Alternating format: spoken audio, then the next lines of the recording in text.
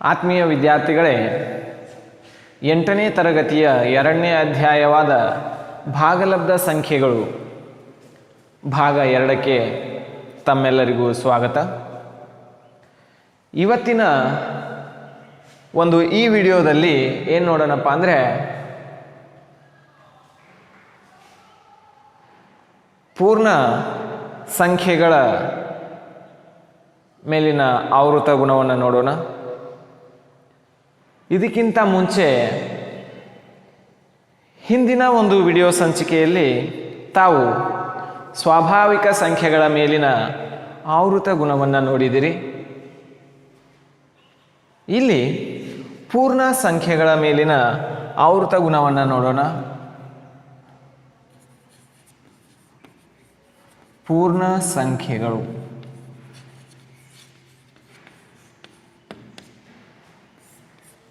ಮೊದಲಿಗೆ ಆವೃತ ಗುಣವನ್ನು ನೋಡಬೇಕಾದಾಗ ಪ್ರಥಮವಾಗಿ ಸಂಕಲನದ ಬಗ್ಗೆ ನೋಡೋಣ. ಸಂಕಲನದ ನೋಡಿದಾಗ ಪೂರ್ಣ ಸಂಖ್ಯೆಗಳು 0ಯಿಂದ ಪ್ರಾರಂಭವಾಗೋದ್ರಿಂದ ನಾನು 0 + 18 ಅಂತೇಳಿ ತೆಗೆದುಕೊಳ್ತಾ ಇದ್ದೇನೆ. ಇಲ್ಲಿ ಪೂರ್ಣ ಸಂಖ್ಯೆಗಳು 0ನೂ ಇದೆ, 18 ಅಂತಕ್ಕಂಥದ್ದು ಕೂಡ ಪೂರ್ಣ ಸಂಖ್ಯೆ ಇದೆ.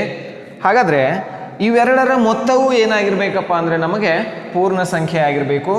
ಹಾಗಾದರೆ 18ಕ್ಕೆ 0ಯನ್ನು ಕೂಡಿದರೆ ಎಷ್ಟಾಗ್ತದಪ್ಪ ಅಂದರೆ 18 ಆಗ್ತದೆ. ಇದು ಕೂಡ ನಮಗೆ ಒಂದು ಪೂರ್ಣ ಸಂಖ್ಯೆ ದೊರೀತದೆ. ಹಾಗಾದರೆ ಪೂರ್ಣ ಸಂಖ್ಯೆಗಳು ಸಂಕಲನದಲ್ಲಿ ಆವೃತವಾಗಿವೆ. ಏನು ಹೇಳ್ತೀವಿ? ಪೂರ್ಣ ಸಂಖ್ಯೆಗಳು ಸಂಕಲನದಲ್ಲಿ ಆವೃತವಾಗಿವೆ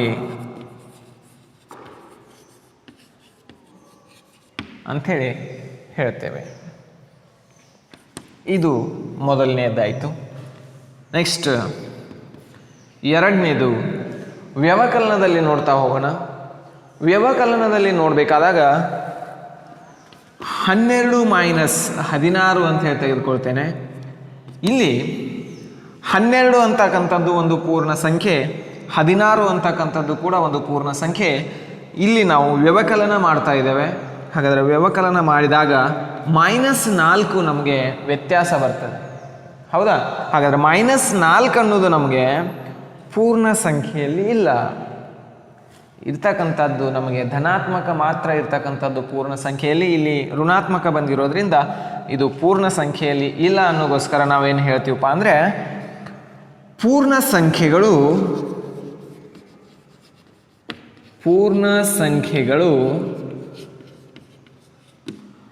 ವ್ಯವಕಲನದಲ್ಲಿ ಆವೃತವಾಗಿಲ್ಲ.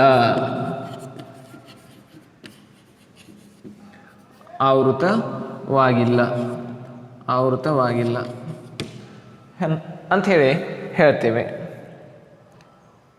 ಕೆಲವೊಂದಿಷ್ಟು ಉದಾಹರಣೆಗಳು ಆಗುತ್ತವೆ. ಯಾವ ರೀತಿ ಇದೆ ವ್ಯವಕಲನದಲ್ಲಿ ನೋಡಿದಾಗ, ಈಗ 8 - 2 ಮಾಡಿದಾಗ 6 ಆಗ್ತದೆ. 8ರಲ್ಲಿ 2 ಕಳೆದಾಗ 6. 8 ಅನ್ನೋದು ಒಂದು ಪೂರ್ಣ ಸಂಖ್ಯೆ, 2 ಅನ್ನೋದು ಒಂದು ಪೂರ್ಣ ಸಂಖ್ಯೆ. ವ್ಯತ್ಯಾಸ ಮಾಡಿದಾಗ 6 ಬರ್ತದೆ. 6 ಅಂತಕ್ಕಂಥದ್ದು ಒಂದು ಪೂರ್ಣ ಸಂಖ್ಯೆ. ಆದರೆ ಕೆಲವೊಂದಿಷ್ಟು ಉದಾಹರಣೆಗಳಲ್ಲಿ ಅಂದರೆ ಮೊದಲಿನ ಸಂಖ್ಯೆಗಿಂತ ಕಳಿಬೇಕಾಗಿರ್ತಕ್ಕಂಥ ಸಂಖ್ಯೆ ದೊಡ್ಡದಿತ್ತು ಅಂದರೆ ಅಲ್ಲಿ ನಮಗೆ ಉತ್ತರ ಏನಾಗಿರ್ತದಪ್ಪ ಅಂದರೆ ಋಣಾತ್ಮಕವಾಗಿ ದೊರೆಯೋದ್ರಿಂದ ಅವುಗಳು ನಮಗೆ ಪೂರ್ಣ ಸಂಖ್ಯೆಗಳಲ್ಲಿ ದೊರೆಯೋದಿಲ್ಲ. ಹೌದಾ? ಆದ್ದರಿಂದ ಪೂರ್ಣ ಸಂಖ್ಯೆಗಳು ವ್ಯವಕಲನದಲ್ಲಿ ಏನಾಗಿರೋದಿಲ್ಲಪ್ಪ ಅಂದರೆ ಆವೃತವಾಗಿರೋದಿಲ್ಲ. ಹೌದಾ? ಹಾಗಾದರೆ ಮುಂದಿಂದು ಯಾವುದಪ್ಪ ಅಂದರೆ, ಇನ್ನು ಗುಣಾಕಾರದ ಮೇಲೆ ನೋಡೋಣ. ಗುಣಾಕಾರದ ಮೇಲೆ ನೋಡಿದಾಗ 100 × 3 = 300. ಹೌದಾ? 100 ಅನ್ನೋದು ಒಂದು ಪೂರ್ಣ ಸಂಖ್ಯೆ, 3 ಅನ್ನೋದು ಕೂಡ ಒಂದು ಪೂರ್ಣ ಸಂಖ್ಯೆ. ಎರಡು ಪೂರ್ಣ ಸಂಖ್ಯೆಗಳ ಗುಣಲಬ್ಧವು ಒಂದು ಪೂರ್ಣ ಸಂಖ್ಯೆಯಾಗಿದೆ. 300 ಅನ್ನೋದು ಕೂಡ ಒಂದು ಪೂರ್ಣ ಸಂಖ್ಯೆ. ಹಾಗಾದರೆ ಯಾವುದೇ ಎರಡು ಪೂರ್ಣ ಸಂಖ್ಯೆಗಳ ಗುಣಲಬ್ಧವು ಪೂರ್ಣ ಸಂಖ್ಯೆಯಾಗಿದೆ. ಆದ್ದರಿಂದ ಪೂರ್ಣ ಸಂಖ್ಯೆಗಳು ಪೂರ್ಣ ಸಂಖ್ಯೆಗಳು ಗುಣಾಕಾರದಲ್ಲಿ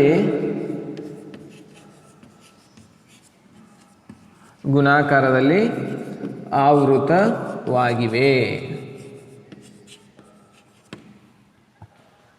ಪೂರ್ಣ ಸಂಖ್ಯೆಗಳು ಗುಣಾಕಾರದಲ್ಲಿ ಆವೃತವಾಗಿವೆ. ಅದೇ ರೀತಿ ನೆಕ್ಸ್ಟ್ ಕೊನೆಯದಾಗಿ ನಾಲ್ಕನೇದು ನೋಡೋಣ.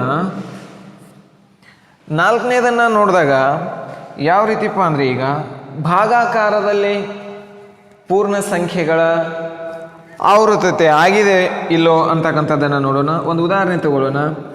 23/7 ಅಂತಕ್ಕಂಥದ್ದು ಒಂದು ಉದಾಹರಣೆ ನೋಡೋಣ. 23 ಅಂತಕ್ಕಂಥದ್ದು ಒಂದು ಪೂರ್ಣ ಸಂಖ್ಯೆ, 7 ಅಂತಕ್ಕಂಥದ್ದು ಕೂಡ ಒಂದು ಪೂರ್ಣ ಸಂಖ್ಯೆ. ಈ 7ರಿಂದ 23ಕ್ಕೆ ಭಾಗಿಸ್ಬೇಕಾದ್ರೆ ಸಂಪೂರ್ಣವಾಗಿ 23 ಅಂತಕ್ಕಂಥದ್ದು 7ರಿಂದ ಭಾಗ ಹೋಗುವುದಿಲ್ಲ. ಹಾಗಾದರೆ ಭಾಗಲಬ್ಧ ಎಷ್ಟಾಗ್ತದಪ್ಪ ಅಂದರೆ 23/7 ಅಂತೇಳಿನ ಉಳಿತದೆ. ಹಾಗಾದರೆ ಇದು ಕೂಡ ಏನಾಗಿರ್ತದಪ್ಪ ಅಂದರೆ, ಇಲ್ಲಿ ಪೂರ್ಣ ಸಂಖ್ಯೆಗಳು ಭಾಗಾಕಾರದಲ್ಲಿ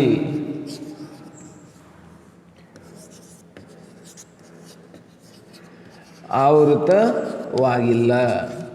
ಯಾಕೆ ಆಗಿಲ್ಲ ಅಂದರೆ, ಯಾವುದೇ ಎರಡು ಪೂರ್ಣ ಸಂಖ್ಯೆಗಳ ಭಾಗಲಬ್ಧವು ಒಂದು ಪೂರ್ಣ ಸಂಖ್ಯೆ ಆಗಿರಬೇಕಾಗಿತ್ತು, ಆದರೆ ಇಲ್ಲಿ ಭಾಗಲಬ್ಧ ಸಂಖ್ಯೆಯಾಗಿ ದೊರೀತಾ ಇದೆ. ಆದ್ದರಿಂದ ಇದು ಪೂರ್ಣ ಸಂಖ್ಯೆಗಳು ಭಾಗಾಕಾರದಲ್ಲಿ ಆವೃತವಾಗಿಲ್ಲ. ಒಟ್ಟಾರೆಯಾಗಿ ನೋಡಬೇಕಾದ್ರೆ ಪೂರ್ಣ ಸಂಖ್ಯೆಗಳು ಸಂಕಲನದಲ್ಲಿ ಆವೃತವಾಗಿವೆ ಮತ್ತು ಪೂರ್ಣ ಸಂಖ್ಯೆಗಳು ಗುಣಾಕಾರದಲ್ಲಿ ಆವೃತವಾಗಿವೆ. ವ್ಯವಕಲನ ಮತ್ತು ಭಾಗಾಕಾರದಲ್ಲಿ ಆವೃತವಾಗಿಲ್ಲ ಅಂತೇಳಿ ಹೇಳ್ಬೋದು. ಹೌದಾ? ಓಕೆ. ಅದೇ ರೀತಿ ಇನ್ನು ಪೂರ್ಣಾಂಕಗಳಲ್ಲಿ ನೋಡೋಣ.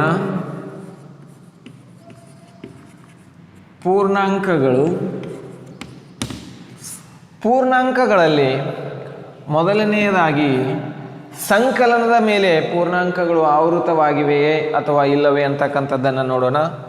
ಇಲ್ಲಿ 8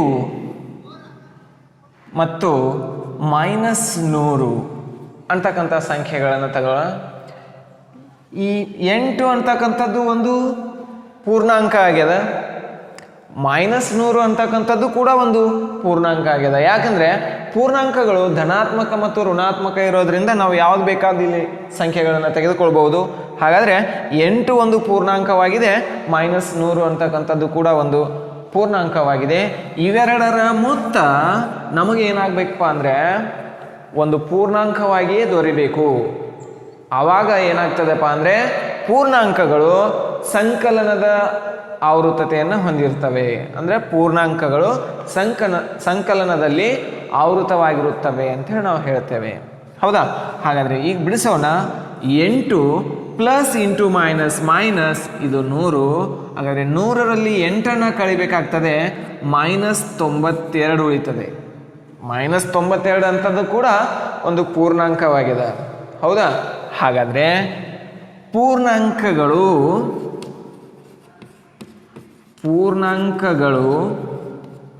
ಸಂಕಲನದಲ್ಲಿ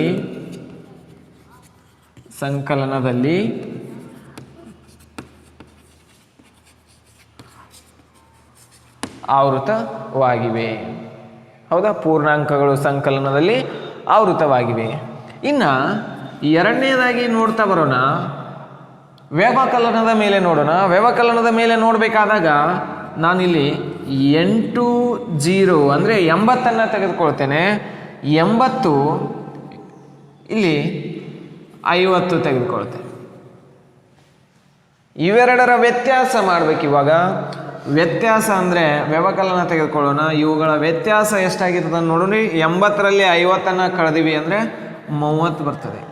80 ಅನ್ನೋದು ಕೂಡ ಒಂದು ಪೂರ್ಣಾಂಕ, 50 ಅನ್ನೋದು ಕೂಡ ಒಂದು ಪೂರ್ಣಾಂಕ. ಅವುಗಳ ವ್ಯತ್ಯಾಸ 30 ಆಗಿರೋದ್ರಿಂದ 30 ಕೂಡ ಒಂದು ಪೂರ್ಣಾಂಕ ಆಗಿದೆ. ಹಾಗಾದರೆ ಪೂರ್ಣಾಂಕಗಳು ವ್ಯವಕಲನದಲ್ಲಿ ಆವೃತವಾಗಿವೆ. ಹೌದಾ? ಪೂರ್ಣಾಂಕಗಳು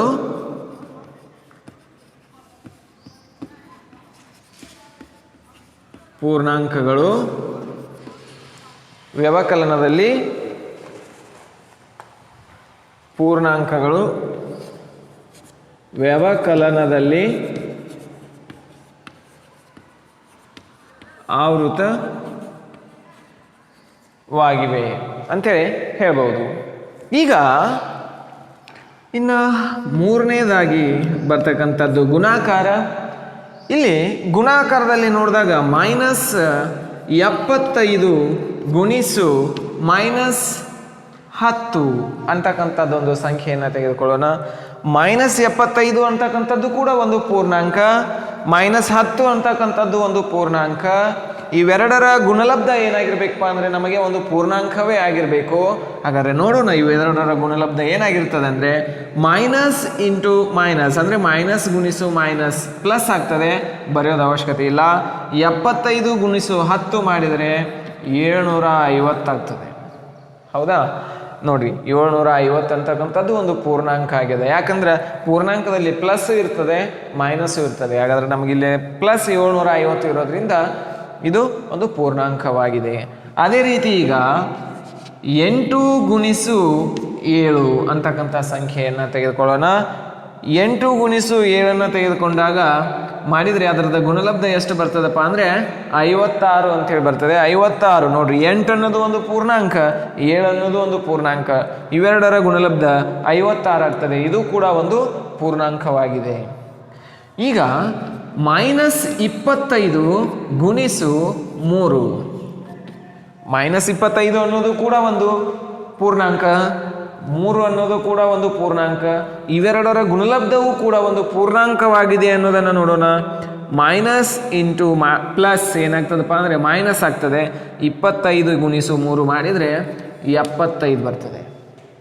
ಹಾಗಾದರೆ -75 ಕೂಡ ಏನಾಗಿರ್ತದಪ್ಪ ಅಂದರೆ ಒಂದು ಪೂರ್ಣಾಂಕವಾಗಿದೆ. ಹಾಗಾದರೆ ಪ್ರತಿಯೊಂದು ಉದಾಹರಣೆ ನೋಡ್ತಾ ಹೋದಾಗ ನಮಗೇನಪ್ಪ ಅಂದರೆ ಪೂರ್ಣಾಂಕಗಳು ದೊರೆಯುತ್ತದೆ. ಯಾವುದೇ ಎರಡು ಪೂರ್ಣಾಂಕಗಳ ಗುಣಲಬ್ಧ ನಮಗೆ ಪೂರ್ಣಾಂಕವೇ ದೊರೆಯೋದ್ರಿಂದ ಪೂರ್ಣಾಂಕಗಳು ಗುಣಾಕಾರದಲ್ಲಿ ಆವೃತವಾಗಿವೆ ಅಂತೇಳಿ ಹೇಳ್ತೀವಿ. ಹೌದಾ? ಪೂರ್ಣಾಂಕಗಳು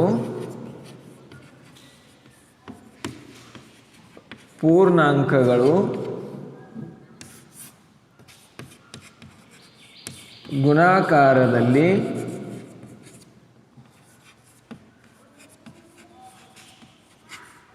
ಆವೃತವಾಗಿವೆ.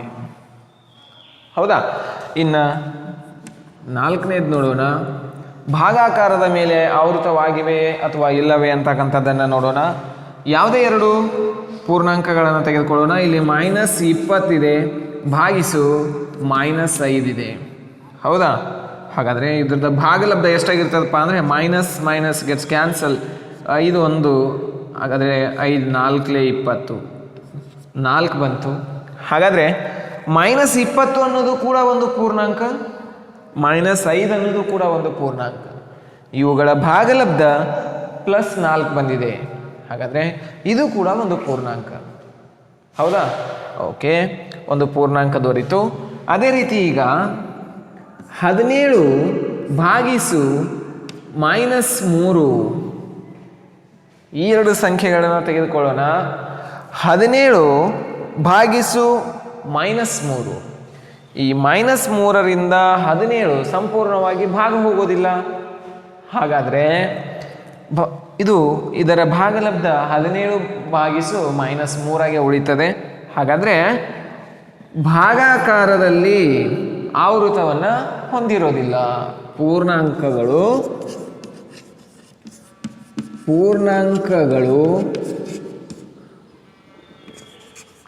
ಭಾಗಾಕಾರದಲ್ಲಿ